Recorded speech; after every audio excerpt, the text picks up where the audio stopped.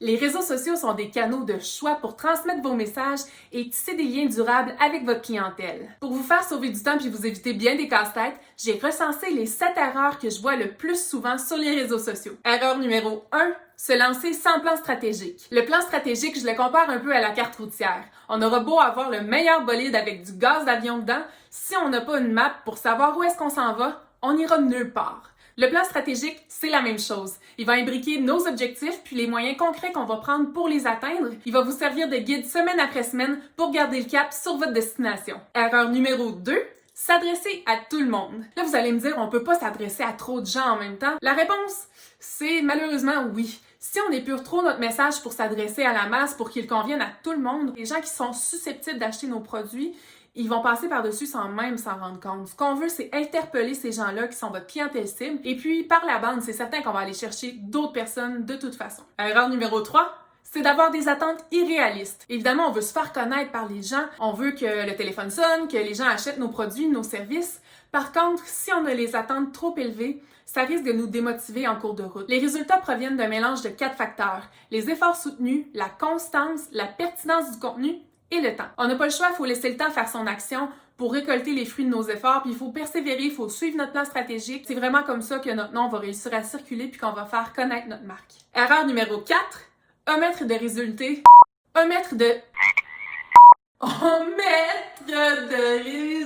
Erreur numéro 4, omettre de mesurer ses résultats. Les indicateurs de performance, comme par exemple le nombre de personnes qui ont vu votre publication ou qui ont interagi avec, on les retrouve dans l'onglet statistiques de votre page Facebook, par exemple. C'est important pour savoir qu'est-ce qui a bien fonctionné et qu'est-ce qui a moins bien fonctionné, puis ainsi bien doser nos efforts. Erreur numéro 5, toujours répéter la même formule.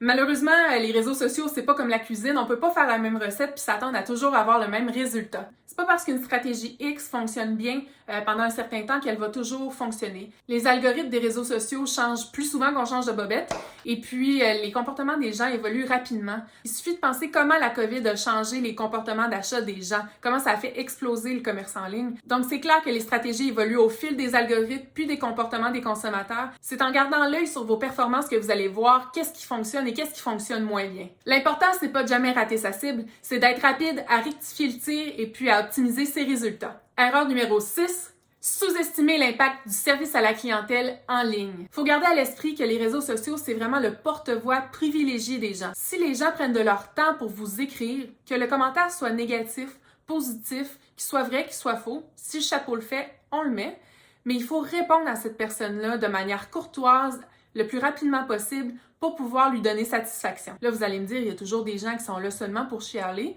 Ces gens-là, on leur répond également. On montre qu'on est une entreprise professionnelle. Après ça, ils s'arrangeront avec leurs problèmes, mais vous, votre travail sera fait en tant qu'entreprise. Ne pas répondre aux clients insatisfaits en ligne, ce sera un peu l'équivalent de vous faire ignorer au comptoir de service à la clientèle d'une entreprise, d'un magasin physique.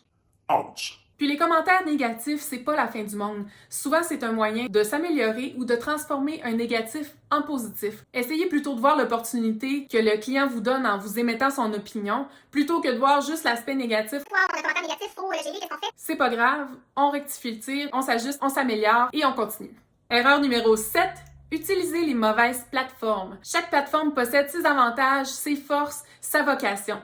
Donc, tablez sur celles-là qui correspondent le mieux à la mission de votre entreprise. C'est sûr que dans un monde idéal, on serait sur tous les réseaux sociaux possibles, mais souvent, temps, budget, énergie vont manquer, donc c'est vraiment important de faire une bonne sélection pour atteindre vos objectifs. Donc, ce que je vous invite à vous demander aujourd'hui, c'est parmi ces 7 erreurs-là, lesquelles vous faites, comment pourriez-vous améliorer votre manière de communiquer sur les différentes plateformes en évitant ces 7 erreurs-là. Si vous avez besoin de conseils en matière de réseaux sociaux ou de tout ce qui touche le web, contactez-moi, ça va me faire plaisir de regarder ça avec vous. Si vous avez aimé mon contenu, je vous invite à me donner un thumbs up, ça vaut tout l'or du monde pour moi.